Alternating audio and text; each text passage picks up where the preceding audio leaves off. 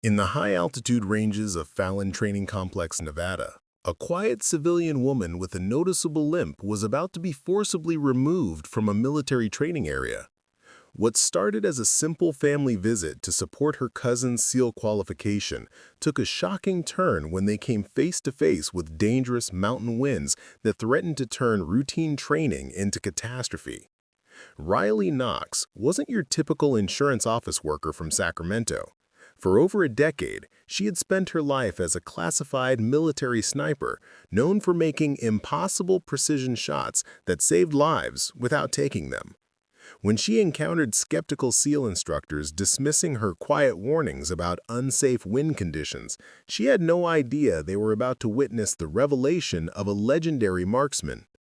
Riley broke her 3-year silence to prevent disaster, an intervention that would lead to the exposure of her classified 3,012-meter world record, a non-lethal shot that once saved an entire SEAL team. What began as a nervous cousin needing moral support would become a masterclass in precision and purpose that transformed struggling trainees into confident marksmen. The Fallon Training Complex would never be the same after the birth of the Knox standard, the doctrine that true marksmanship is measured not by what you can hit, but by what you choose not to hit. Before we jump back in, tell us where you're tuning in from, and if this story touches you, make sure you're subscribed because tomorrow I've saved something extra special for you. The morning air bit through my jacket like a promise of trouble ahead. February in the Nevada high country doesn't mess around. It takes your breath and keeps it, leaving you wondering if you've made a mistake just being there. The Fallon Training Complex sprawled before me, all concrete and steel against the backdrop of snow-dusted ridges that stretched toward a sky so blue it hurt to look at. I pulled my beat-up Honda into the visitor parking area, the engine ticking as it cooled. Through the windshield, I could see the range complex buzzing with more activity than I'd expected. Figures in desert camo moved between stations with the kind of purposeful energy that meant business, real business. My left leg protested as I climbed out of the driver's seat. The old shrapnel wound always got cranky in the cold. I'd learned to compensate for the limp years ago, but mornings like this reminded me why I kept a bottle of ibuprofen in every jacket pocket. The partial hearing loss in my left ear meant I had to turn my head slightly to catch all the sounds of the range, a habit so ingrained now that most people probably thought I was just being attentive. I was here for Evan. My cousin had been dreaming about becoming a SEAL since he was 12 years old and discovered that action movies were based on real people. Today was his long-range qualification, the test that would determine if those childhood dreams had any foundation in reality. He called me 3 weeks ago, voice tight with nervous energy, asking if I could make the drive from Sacramento. I know it's a long way, Riley, but you're the only one in the family who gets it, you know? The pressure, the need to prove yourself. If only he knew how little I wanted to get it these days. I made my way toward the designated observation area, a simple metal barrier that separated the active training zone from a small concrete seating area. The smell of gunpowder hung in the air, mixed with diesel exhaust and the particular brand of nervous sweat that comes from high-stakes training. It was a smell I knew well, one that still made my pulse quicken even 3 years after I'd turned in my last set of orders. The observation area was nearly empty. A few other family members sat scattered across the metal benches, looking like they weren't entirely sure they belonged. I recognized the feeling. I found a spot at the far end, pulled my jacket tighter, and scanned the firing line until I spotted him. Evan looked smaller than I remembered, even with all the gear. At 24, he'd filled out since his college swimming days, but standing next to the Barrett .50 caliber, he looked like a kid playing dress-up. His hands were shaking as he attempted to set up the massive weapon, and from 100 yards away I could see his confidence cracking with each fumbled movement. "Come on, Reef, you've got this," I murmured using his old nickname. But even as I said it, I could see he didn't believe it himself. The bipod slipped from his grip, once, twice. The third time he dropped it, I heard one of the other trainees chuckle. My jaw tightened. The instructors weren't helping matters. Chief Petty Officer Dana Owens stood with her arms crossed, her weathered face set in an expression that suggested she'd seen this particular failure too many times. Next to her was a stocky Marine I didn't recognize, was making notes on a clipboard with the enthusiasm of someone documenting a train wreck. But it was the range officer that caught my attention. A broad-shouldered lieutenant with steel-gray eyes and the kind of bearing that screamed, "By the book." He'd been watching me since I arrived, and now he was heading my way with the purposeful stride of someone who enjoyed reminding people of their place.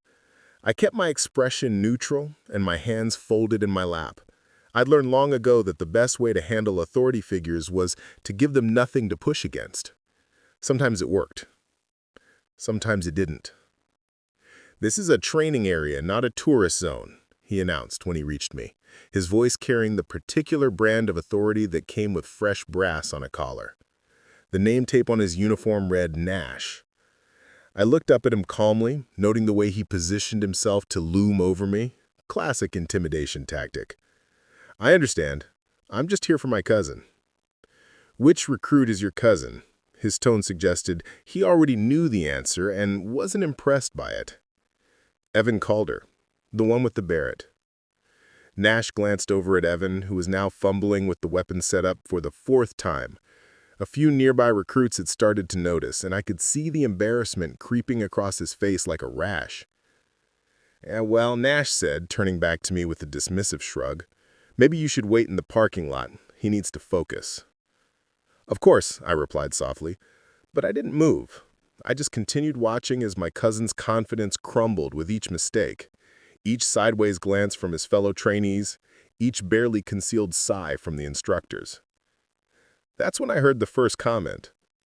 "Those family members always think they can just show up and watch," said Sergeant Rodriguez, a compact Hispanic man with a kind of mustache that belonged in a 1980s action movie. His voice carried just loud enough for me to hear. "This isn't Little League." A lanky recruit with Peterson on his name tape perked up at this, flashing a grin that suggested he'd found his entertainment for the morning. "My sister tried the same thing last year. Had to tell her this is serious business, not entertainment." Another recruit, a baby-faced kid who looked like he'd started shaving about 15 minutes ago, snickered and added, "Bet she's here trying to get Instagram photos with real SEALs." I adjusted my position on the bench and pulled my jacket a little tighter, but I didn't react. Not visibly. Inside, though, something familiar was stirring. A mixture of patience and steel that had once made me very dangerous indeed. These kids had no idea what they were playing with. When Evan dropped the bipod for the 5th time, he glanced desperately in my direction. It was the same look he'd given me when he was 8 years old and couldn't figure out how to ride his bike. The same look that had made me spend countless hours in our backyard, running alongside him until he found his balance. The difference was, back then, no one had questioned my right to be there. Lieutenant Nash's shadow fell across my lap like a threat. When I looked up, his steel-gray eyes had taken on a harder edge, and his jaw was set in the kind of line that suggested he'd made a decision and was feeling pretty good about it. "Ma'am," he said, his voice carrying that particular blend of fake politeness and real authority that military officers perfected in their sleep. "I'm going to have to ask you to leave. You are becoming a distraction." I removed my sunglasses and met his gaze steadily. 3 years of civilian life hadn't erased my ability to read people, and Nash was an open book written in Arial font. He was embarrassed that one of his trainees was struggling, frustrated that he had an audience for it, and looking for someone to blame who couldn't fight back. "I'm not talking to anyone," I said quietly. "I'm just sitting here. Your presence is affecting the recruit's performance. He keeps looking over here instead of focusing on his weapon." Around us, I could feel the attention of the other instructors and trainees. Several of them had stopped what they were doing to watch the confrontation, their faces wearing the expression of people watching a car accident in slow motion. Evan had frozen completely, his hand still shaking as he stared at me facing down the lieutenant. I could have made this easy. Could have apologized, gathered my things, and retreated to the parking lot like a good little civilian.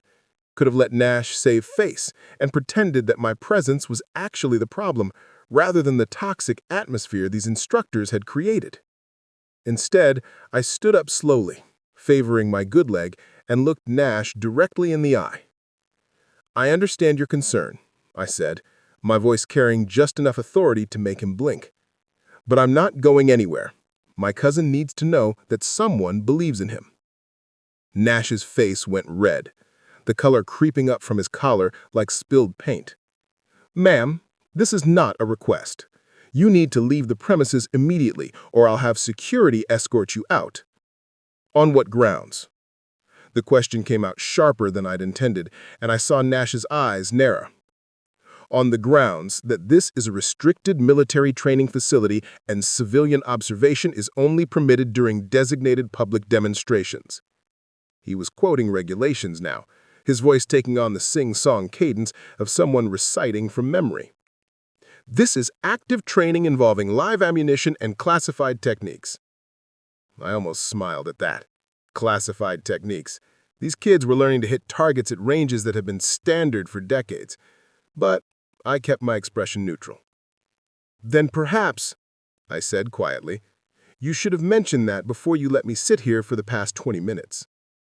The silence that followed was thick enough to cut with a knife. Several recruits had stopped pretending to focus on their weapons and were openly staring now. I could see Rodriguez whispering to another instructor, probably wondering if they should intervene. Chief Owens was watching with the expression of someone trying to decide whether she was witnessing insubordination or something more interesting. "Security," Nash barked, turning toward the range control booth. "I need civilian removed from the observation area."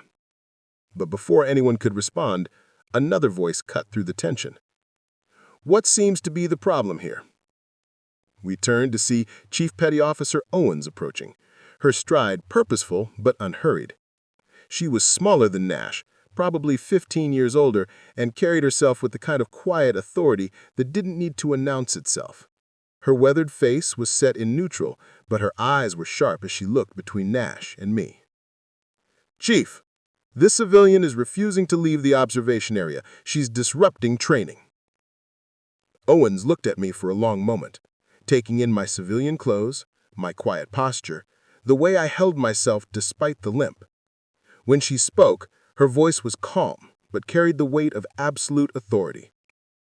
"Ma'am, I'm Chief Owens.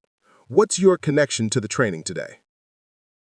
"My cousin is attempting his long-range qualification," I replied, nodding towards Evan, who was still frozen at his position. "Evan Calder." "And Lieutenant Nash has asked you to leave." "He has." "I see." Owens looked around at the crowd that had gathered, the disrupted training, the obvious tension crackling in the air. When she turned back to Nash, her expression was carefully neutral, but I caught something in her eyes that suggested she wasn't entirely pleased with how this was being handled. "Lieutenant, what specific regulation covers family observation during qualifications?" Nash opened his mouth, then closed it. He was clearly scrambling through his mental filing cabinet of regulations, looking for something specific enough to justify his position. "Chief, the general regulations covering civilian access to training areas clearly I'm not asking about general regulations. I'm asking about the specific regulation that governs family observation during qualification events, the one that would have been briefed to all family members upon arrival." The silence stretched out like a rubber band under tension. Nash's face was getting redder by the second, and I could see him realizing that he'd painted himself into a corner. Around us, the other instructors were starting to look uncomfortable. "Perhaps we could compromise. I could move further back to the edge of the designated area." Owens nodded thoughtfully. "That seems reasonable." She turned to Nash. "Lieutenant, does that address your concerns about distraction?" Nash looked like he'd swallowed something unpleasant, but he was clearly recognizing that he'd lost this particular battle. "I suppose that would be acceptable." "Excellent." Owens turned back to me, her expression warming slightly. "Ma'am, I appreciate your willingness to work with us. However, I do need to ask that you remain completely silent during the live fire portions of the training. Safety is our primary concern." "Of course," I replied, settling back onto the bench. As the crowd began to disperse and the instructors returned to their positions, I caught Nash shooting me a look that promised this wasn't over. Rodriguez was shaking his head, muttering something about entitled civilians, and Peterson was making exaggerated gestures to his buddies, probably explaining how he would have handled the situation. But it was Chief Owens who concerned me most. As she walked away, I saw her glance back at me once, her expression thoughtful. There had been something in the way she'd looked at me, not dismissive like Nash, not mocking like the recruits, but analytical, like she was trying to figure out a puzzle. I had the uncomfortable feeling that Chief Petty Officer Dana Owens was someone who was very good at solving puzzles. The morning sun climbed higher, casting harsh shadows across the range as training resumed. I'd moved to the back edge of the observation area as promised, but I still had a clear view of Evan's position. If anything, the confrontation with Nash seemed to have made things worse for him. His hands were shaking more noticeably now, and he kept glancing over at me with an expression that mixed gratitude with mortification. "Calder," Chief Owens' voice carried across the range like a whip crack, "focused on your weapon, not the bleachers." Evan jerked as if he'd been slapped, nearly knocking over his water bottle in the process. A few of the other trainees snickered, and I saw Peterson lean over to whisper something to his shooting partner that made them both grin. I watched Evan struggle to steady himself against the Barrett, fighting to control his breathing while dealing with the weight of the massive rifle. The .50 caliber was an unforgiving weapon under the best of circumstances. It demanded respect, technique, and above all, confidence. Evan had technique. I'd made sure of that during his visits to Sacramento, taking him to private ranges where he could practice without an audience. But confidence was something that couldn't be taught.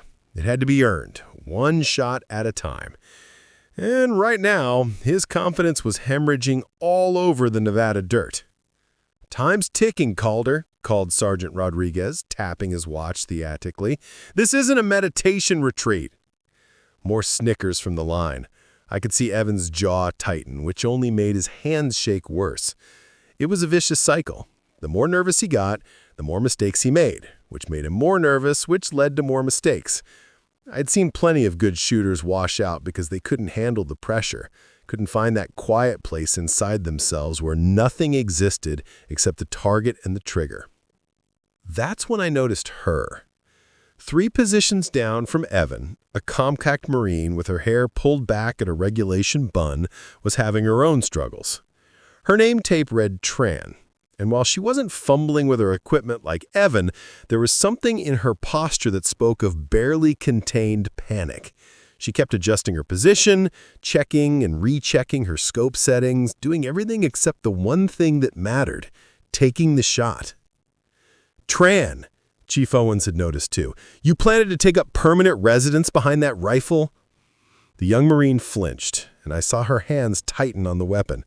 She was overthinking it, a classic mistake that turned precision shooting into an exercise in paralysis.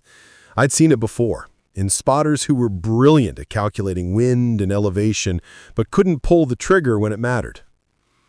I'm waiting for the wind to settle, Chief," Tran called back, her voice tight. "The wind's been steady for the past 5 minutes, Rodriguez replied, his tone suggesting he thought she was an idiot. That's when Peterson decided to join the fun. "Come on, Tran," he called out, loud enough for half the range to hear.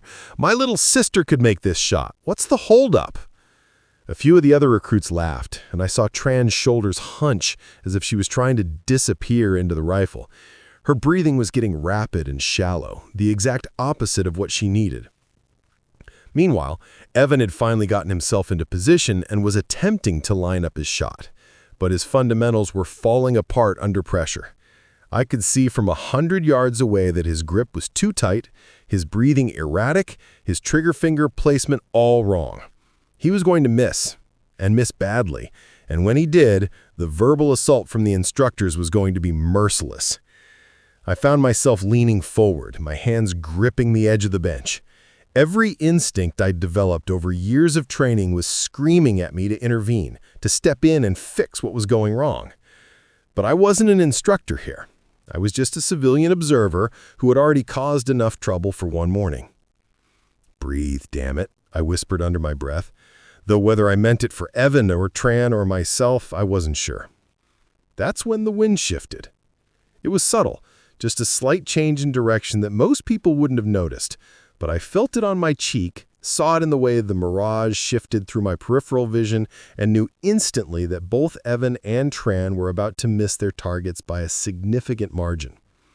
Tran was lined up first, her finger on the trigger, completely unaware that the wind had just invalidated her careful calculations.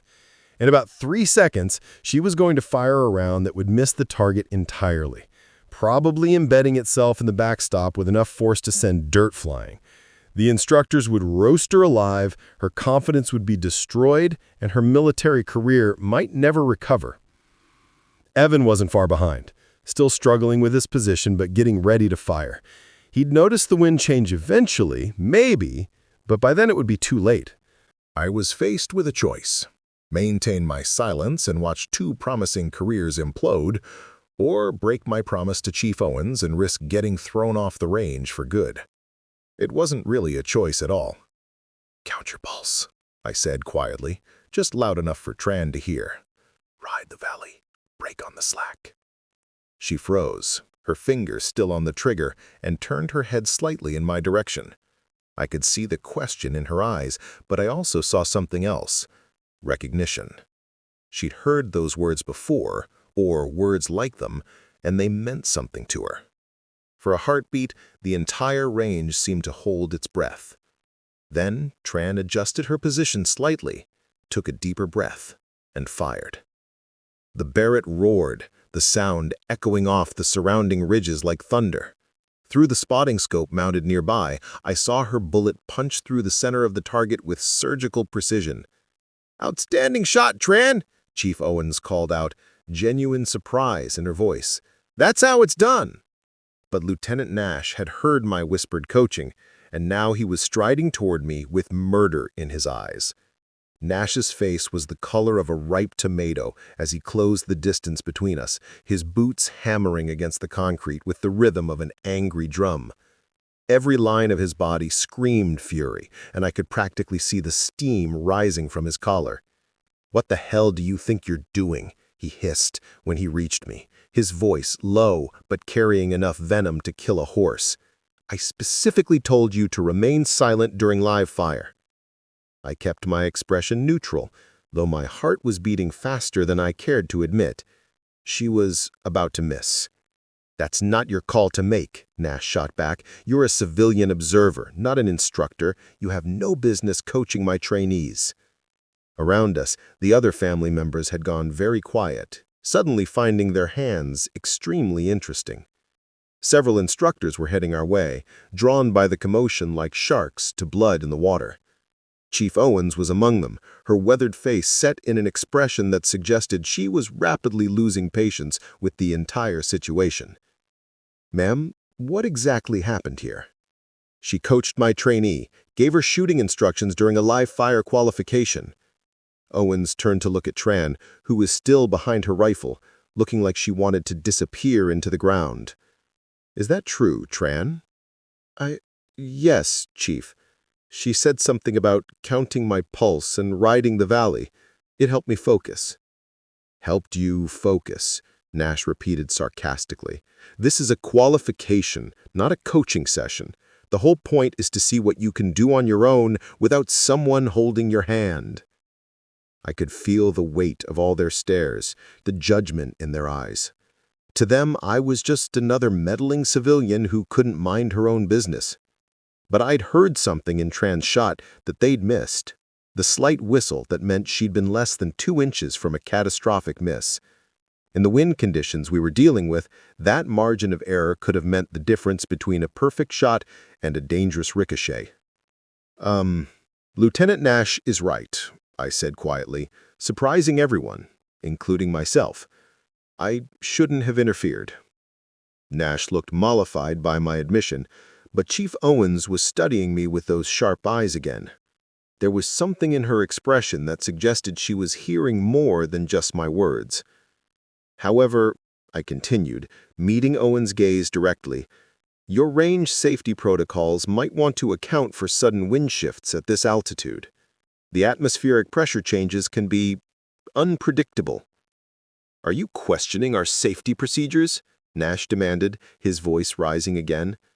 I'm suggesting that mountain conditions require additional vigilance, especially with trainees who might not have experience reading high-altitude wind patterns. Rodriguez snorted.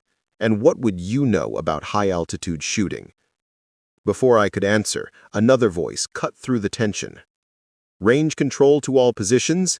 Be advised, meteorology is reporting shifting wind patterns. Recommend heightened awareness for the next firing sequence. The irony wasn't lost on anyone. Officer Priya Menon's voice over the comms had just validated exactly what I'd been trying to warn them about.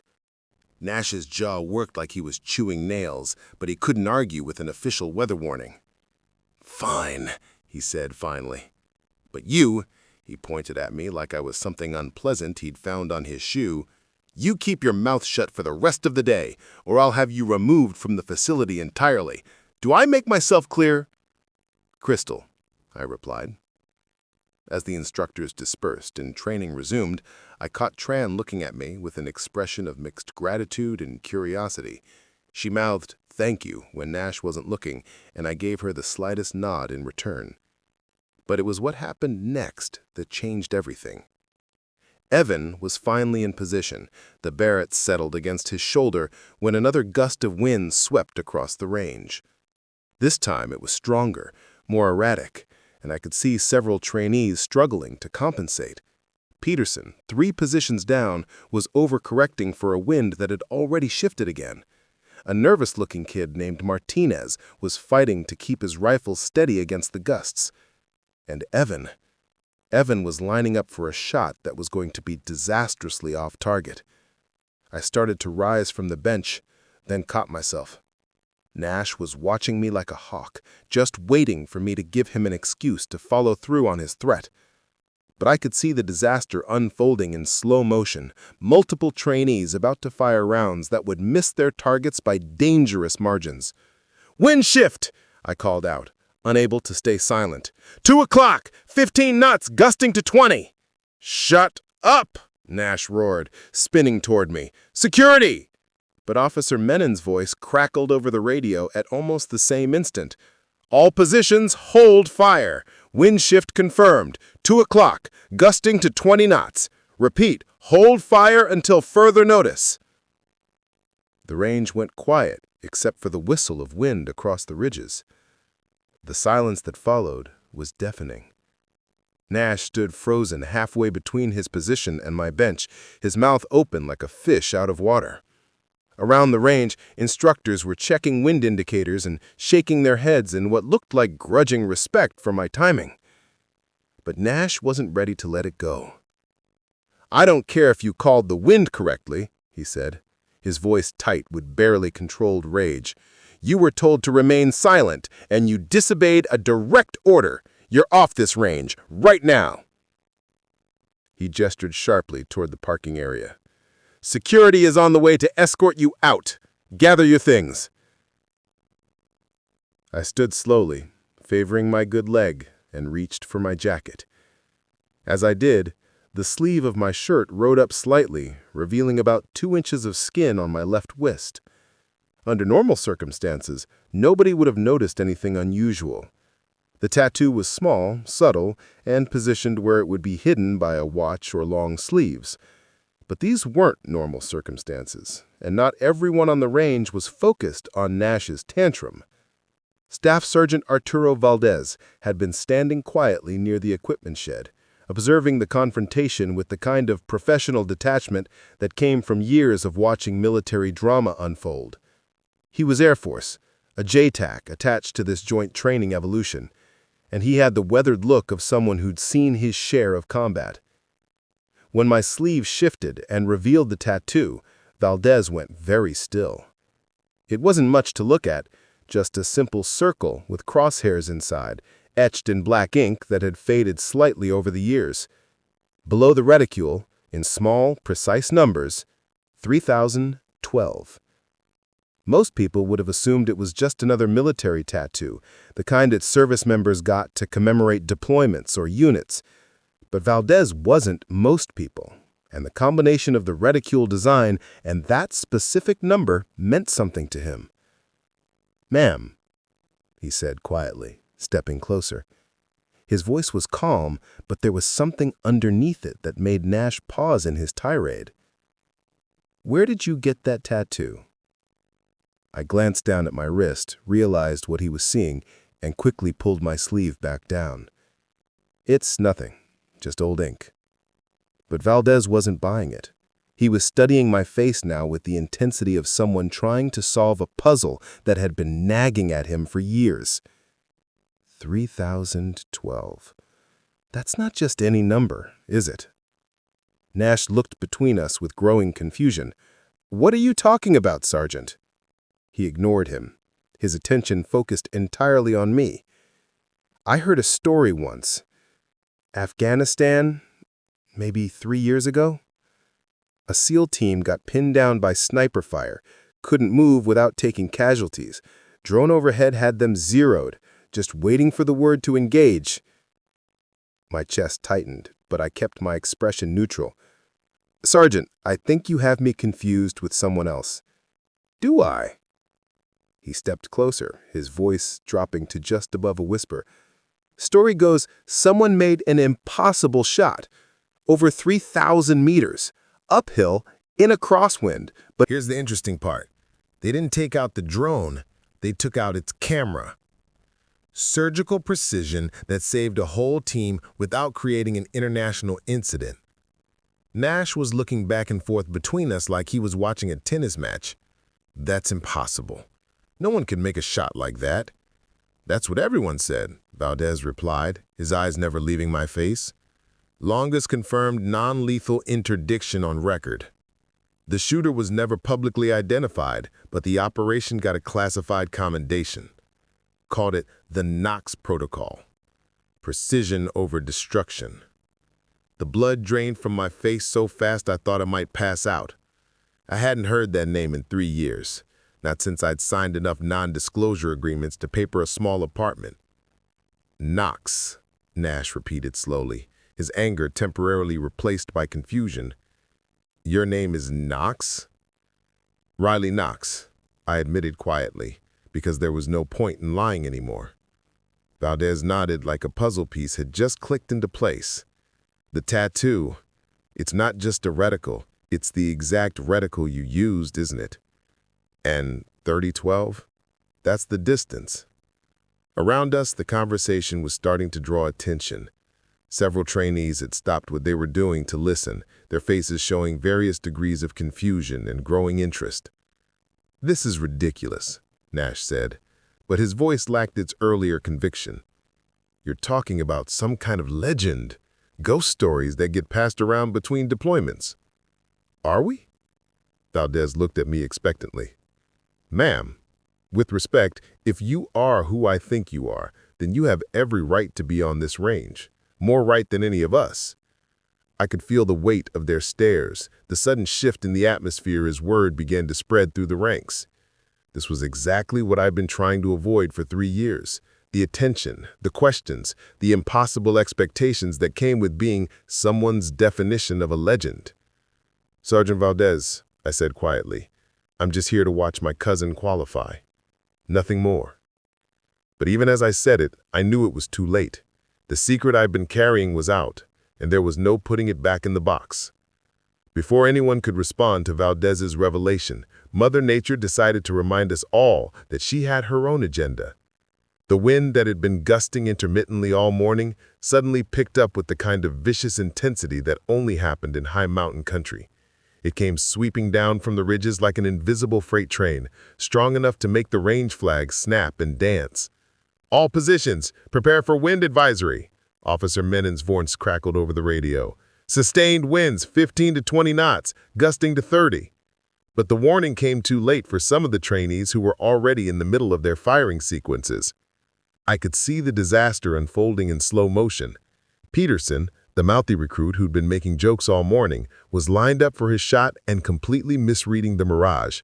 The heat shimmer was dancing sideways across his field of view, indicating a strong lateral wind that he was either ignoring or couldn't interpret correctly. 3 positions over, Martinez had gone rigid with concentration, fighting against the gusts that were trying to push his rifle off target. He was overcompensating, adjusting for wind conditions that had already changed twice since he had started his calculations. And Evan was finally ready to take his qualifying shot, but I could see from his body language that he was getting overwhelmed by the rapidly changing conditions. His breathing was too fast, his grip too tight, and he was second-guessing himself instead of trusting his training. "Lieutenant," I said quietly to Nash, "you need to call a hold." "I don't need shooting advice from a civilian, legendary or not." "This isn't advice," I replied, keeping my voice level despite the urgency building in my chest. "The wind shear at this altitude is creating unpredictable conditions. Someone's going to miss their target by a dangerous margin. The trainees need to learn to adapt to field conditions. Coddling them won't make them better shooters." That's when Peterson fired. The Barrett's roar echoed across the range, but even before the sound faded, I knew the shot was catastrophically off target. The bullet hit the backstop a full 6 feet left of where it should have been, sending up a spray of dirt and gravel that made several observers duck for cover. "Jesus Christ, Peterson, what the hell was that?" But it wasn't just Peterson who was in trouble. Martinez was fighting a losing battle against the wind, his rifle wavering like a leaf in a hurricane, and Evan was starting to panic, his carefully rehearsed breathing pattern falling apart as he watched his fellow trainees struggle. "Hold fire," I called out instinctively. "Wind shift, northeast at 25 knots. "Ignore her," Nash barked. "Continue the exercise." But Officer Menon's voice cut through the chaos over the radio. "All positions, immediate hold. Wind conditions now exceeding safe parameters. Repeat, immediate hold." The range went quiet, except for the howl of wind across a high desert. "Thank you, Control." Chief Owen's voice carried across the range. She turned to look at me, her expression thoughtful. "Ma'am, how did you read that wind shift so quickly?" "Experience," I replied simply. "What kind of experience?" Nash demanded, his frustration boiling over. "You keep acting like you know something the rest of us don't." Before I could answer, Valdez stepped forward.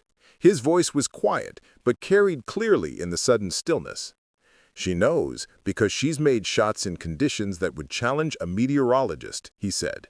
"The Knox protocol wasn't just about distance. It was about reading atmospheric conditions that were changing by the minute. Mountain winds, temperature inversions, pressure gradients that could shift a bullet's trajectory by meters." "That's assuming this story of yours is even true," Nash shot back. "It's true," said a new voice. We all turned to see a compact woman in Air Force fatigues approaching from the direction of the operations building. Her name tape read Menon, and she carried herself with the quiet authority of someone who'd earned her place through competence rather than volume. "Officer Menon," Nash said, his voice taking on a more respectful tone. "What can you confirm about these allegations?" Menon looked directly at me, her dark eyes serious. "I can confirm that the wind readings I've been getting from my instruments match exactly what she called out, down to the direction and velocity." She paused, studying my face. "I can also confirm that I've heard the story Sergeant Valdez mentioned. Different version, but the same core facts." "Which are?" Chief Owens asked.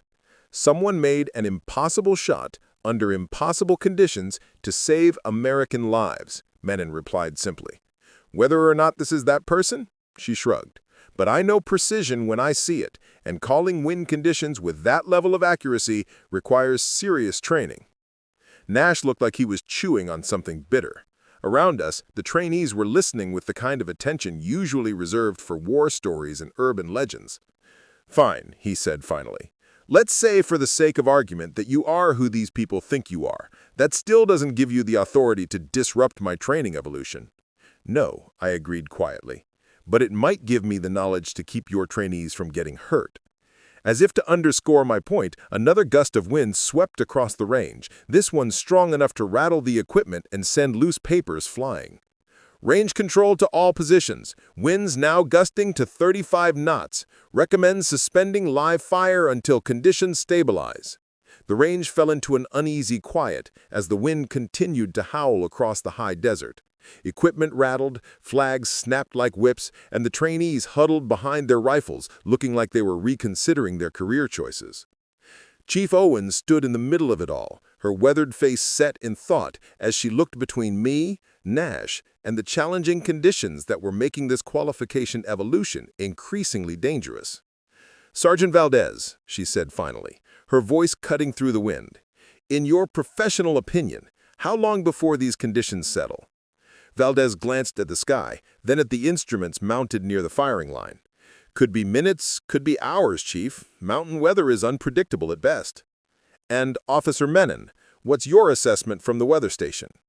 "Conditions are borderline unsafe for precision shooting. I'm seeing gusts up to 40 knots with rapid directional changes. Not ideal for qualification standards." Nash's jaw was working like he was grinding his teeth to powder. "Chief, we can't suspend the entire evolution because of some wind. These recruits need to learn to shoot in field conditions." "There's a difference between challenging conditions and dangerous ones," Owens replied, her tone suggesting she'd had this conversation before. "The question is, how do we give these trainees the experience they need without compromising safety?" That's when she turned to look at me directly. "Ma'am, hypothetically speaking, if someone with extensive high-altitude shooting experience were available to provide guidance during challenging conditions, would that be beneficial?" I could feel every eye on the range focused on me. Nash looked like he was about to have a stroke, several of the trainees were whispering among themselves, and Valdez was nodding slightly as if encouraging me to step forward. "Chief," I said carefully, "I'm not qualified to instruct military personnel." "That's not what I asked," Owens replied with the hint of a smile. "I asked if guidance from someone with relevant experience would be beneficial, hypothetically." The standoff stretched out for what felt like an hour but was probably only seconds. Finally, Nash threw up his hands in exasperation. "This is completely irregular," he said. "We have qualified instructors who are perfectly capable of reading wind conditions that change every 30 seconds, of compensating for atmospheric pressure variations at 8,000 feet elevation, of calculating bullet drop over terrain that creates its own weather patterns." Nash opened his mouth to respond, then apparently thought better of it. "Ma'am," Owens said, turning back to me, "would you be willing to provide some consultation just until conditions stabilize?" I looked around the range, at Evan, still frozen behind his rifle, at Tran, watching me with hopeful eyes, at Peterson, who looked considerably less cocky than he had an hour ago, at all the other young faces waiting to see if their careers would survive the morning. "I suppose I could offer a few observations," I said quietly. "Outstanding." Owens raised her voice to address the entire firing line. "Listen up, people. We're going to continue the evolution with modified safety protocols. Ma'am," she gestured to me, "if you could join us on the line." Nash looked like he wanted to object, but apparently recognized that he'd been outmaneuvered.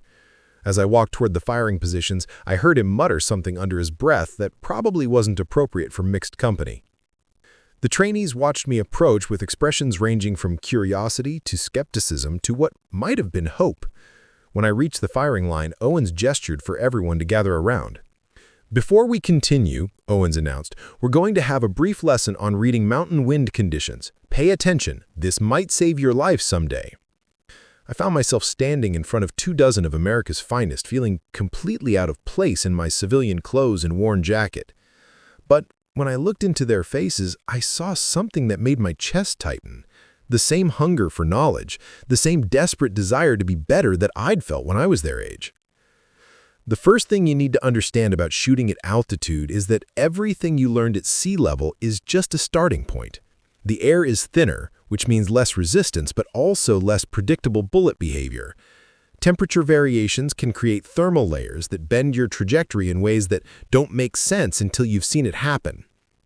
Tran raised her hand tentatively. "Ma'am, how you read the mirage when it's changing so quickly?" "Good question," I replied, warming to the subject, despite my nervousness. "You don't try to read individual heat waves. Instead, you look for patterns in the movement. Think of it like watching grass in the wind. You're not tracking individual blades, you're reading the overall flow. I moved to Peterson's position, where his rifle was still set up from his earlier miss. "Peterson, right?" He nodded, looking considerably more humble than he had earlier. "Show me your hold for the current conditions." He settled behind the rifle, adjusted his position, and lined up his shot. I watched his technique, noting the tension in his shoulders, the way he was fighting the wind instead of working with it. "You're overcompensating," I said gently.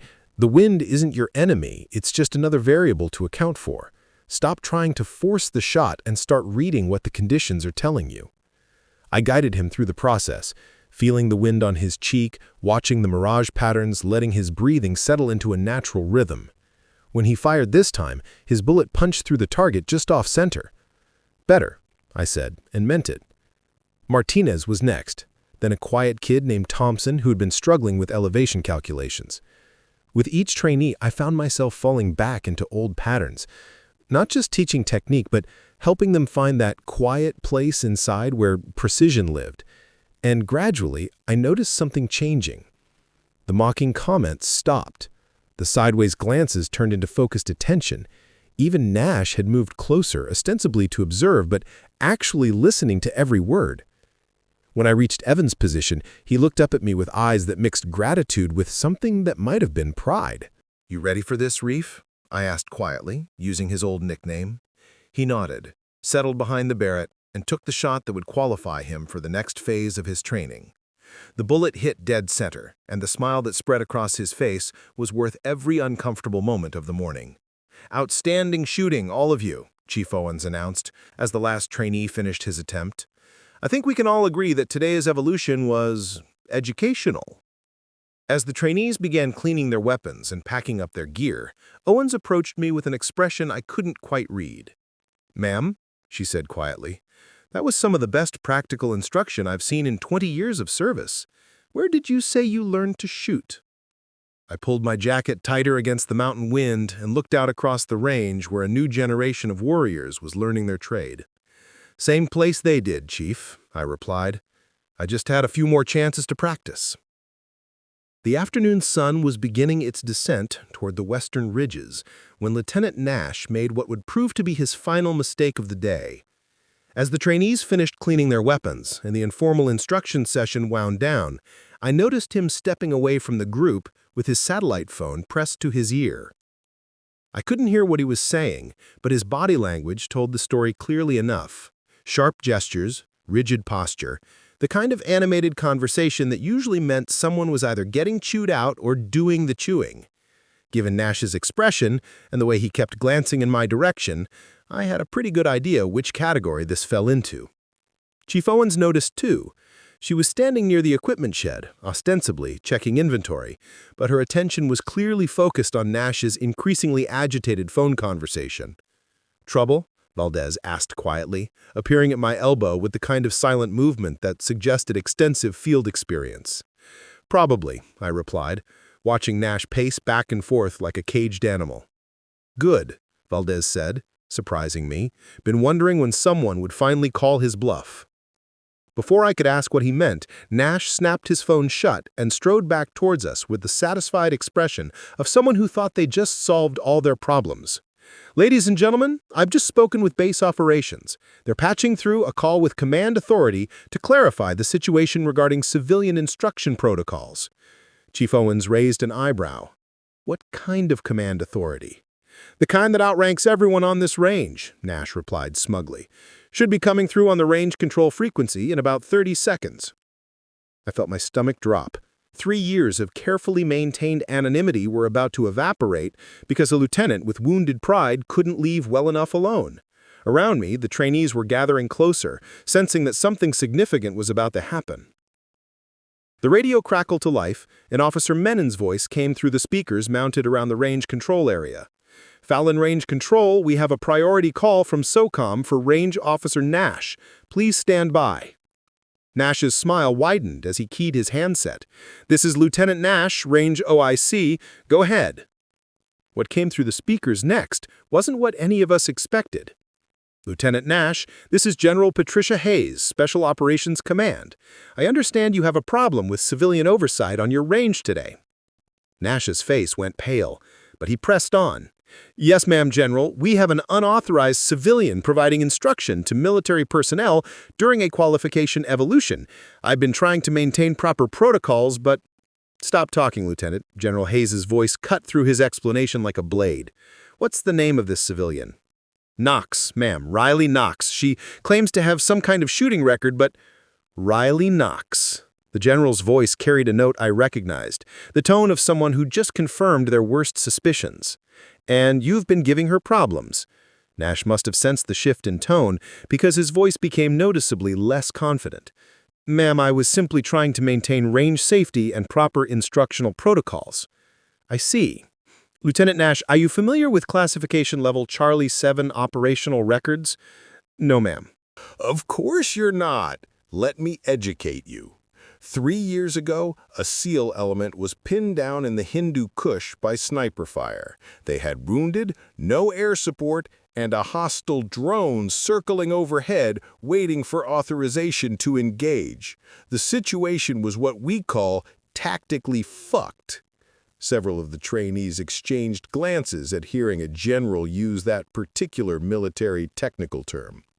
A spotter team was overwatching from a ridgeline 3,100 meters away, Hayes continued. The spotter had taken shrapnel from an earlier engagement. Partial hearing loss, mobility issues, probably should have been evacuated. But when that drone lined up to take out our people, she made a shot that no one thought was possible.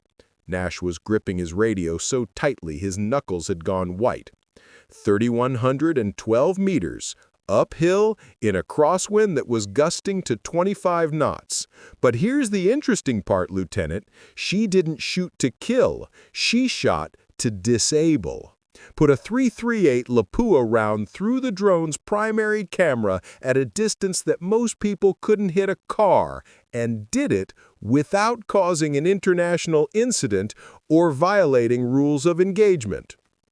The range had gone completely silent, except for the wind and the distant sound of aircraft engines. That shot saved 12 American lives and prevented a diplomatic crisis that could have derailed peace negotiations. The shooter was awarded the Distinguished Service Cross in a classified ceremony and granted any assignment she requested. She requested discharge and a return to civilian life. I closed my eyes, feeling the weight of every stare on the range. That shooter, General Hayes continued, was Riley Knox, and if she's on your range providing instruction, Lieutenant Nash, you will shut up, listen, and learn something, because that woman has forgotten more about precision shooting than you will ever know. Nash's radio hand was shaking now. Ma'am, I was not aware of... Of course you weren't. That's the point of classification levels above your clearance. But now that you are aware, let me be crystal clear about your options. You can apologize to Ms. Knox, thank her for her service, and treat her with the respect she's earned, or you can continue being an obstinate ass, and I'll have you transferred to a supply depot in North Dakota, where the most dangerous thing you'll handle is a clipboard. The silence that followed was deafening. Am I making myself clear, Lieutenant? Yes, ma'am. Crystal clear. Outstanding.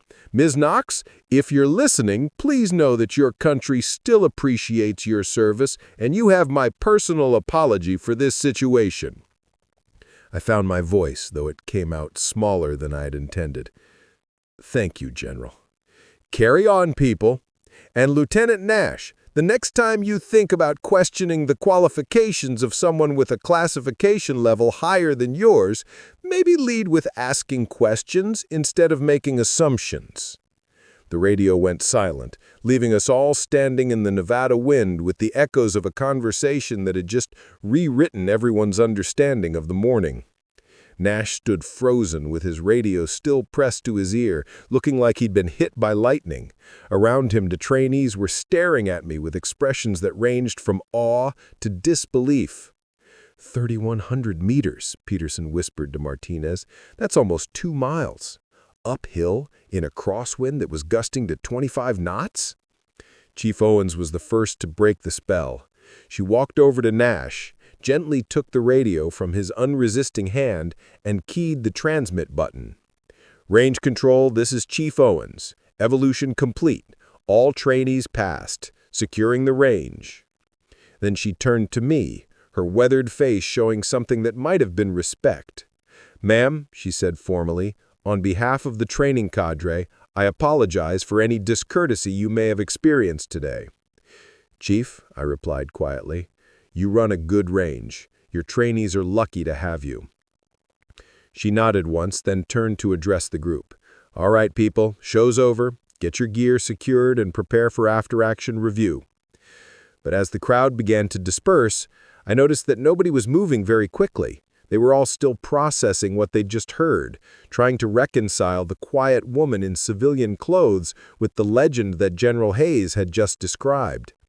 An hour later, as the late afternoon sun cast long shadows across the range, Evan approached me as I sat on the tailgate of my Honda, watching the cleanup operations wind down. "Evan," he said quietly, settling beside me, "I had no idea." That was the point. I wanted to leave all that behind. But you didn't really, did you? He gestured toward the range, where several trainees were still practicing their bolt manipulation under Chief Owen's watchful eye. "Look what you did today. Tran went from barely qualifying to shooting expert scores. Peterson actually said thank you for the first time in his life.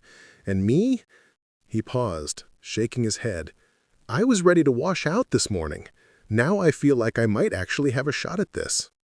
I looked at him, really looked at him, and saw something different than the nervous kid who'd sat up behind the Barrett that morning. There was confidence in his posture now, a quiet assurance that came from knowing he could perform under pressure. "You always had a shot, Reef," I said softly. "You just needed to believe in yourself." "That's not true, and you know it." He turned to face me directly. "I needed someone to believe in me first, someone who knew what they were talking about, someone who'd been there." Before I could respond, we were interrupted by approaching footsteps. Tran and Peterson were walking toward us, their gear bags slung over their shoulders.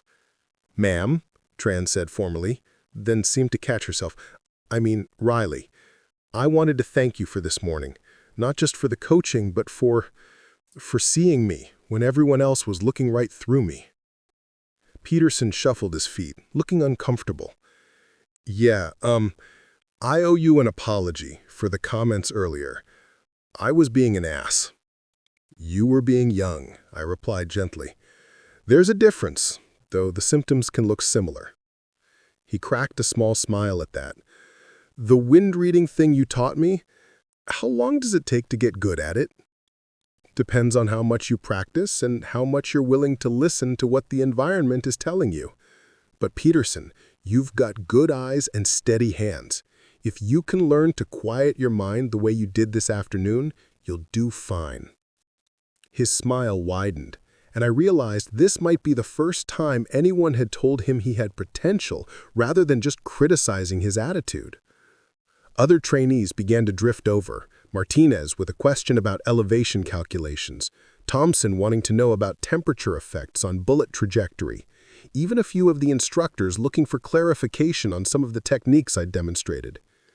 I found myself surrounded by a loose circle of people who, just hours earlier, had seen me as an unwelcome distraction. Now they were hanging on every word, and I could see in their faces the same hunger for knowledge that had driven me when I was learning the craft. "The most important thing to remember," I heard myself saying, "is that precision isn't just about technique. It's about purpose. Every shot you take should have a reason behind it, and that reason should be worth the cost of taking the shot." "What do you mean?" asked Martinez. I thought about how to explain something that had taken me years to understand. Anyone can learn to hit targets at long range. The mechanical skills aren't that complicated. It's physics and practice. But being a real marksman means understanding when not to shoot. It means being willing to hold fire even when you have a perfect shot if taking that shot isn't the right thing to do. "Like with the drone," Tran said quietly. "You could have destroyed it completely, but you chose to disable it instead." The mission was to stop the threat, not create a bigger one. Destroying the drone would have left debris, possibly caused civilian casualties, definitely escalated the political situation. Disabling the camera accomplished the tactical objective without the strategic complications. Chief Owens, who had been listening from a few feet away, stepped closer. "That's something we don't teach enough," she said. "The ethics of precision.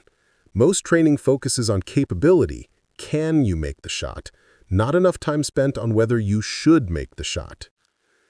As the conversation continued, I noticed something remarkable happening. The rigid hierarchy that had dominated the morning was dissolving into something more collaborative. Instructors were learning alongside trainees. Rank became less important than knowledge, and everyone seemed to be contributing to a shared understanding. This was what I'd missed during my 3 years of civilian isolation.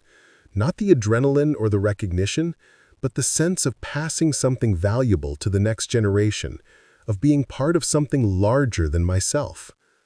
When the group finally began to disperse as evening approached, Evan lingered behind. "So what happens now?" he asked. "Do you go back to Sacramento and pretend this never happened?" I looked around the range, at the mountains silhouetted against the darkening sky, at the young faces that were now carrying a piece of what I'd learned over years of service. "I don't think that's an option anymore," I said quietly. 3 days later, I was sitting in my Sacramento apartment, trying to make sense of the stack of official correspondence that had arrived in my mailbox, when my phone rang. The caller ID showed a number I didn't recognize, but something about it seemed vaguely familiar. Riley Knox? The voice was crisp, professional, with just a hint of a southern accent. Speaking. "Ma'am, this is Captain Lyle Shore, Public Affairs Officer at Fallon. I hope you don't mind me calling. I got your number from Chief Owens." I set down the letters I'd been reading and leaned back in my chair. "What can I do for you, Captain?" "Actually, ma'am, it's more about what we'd like to do for you, or rather, what we'd like to do with the lessons you shared with our people last week." "I'm not sure I follow." "Ma'am, I've been in military public affairs for 12 years, and I've seen a lot of training evolutions. What happened on that range last week was something special. Not just the shooting instruction, but the way you changed the entire culture of the event."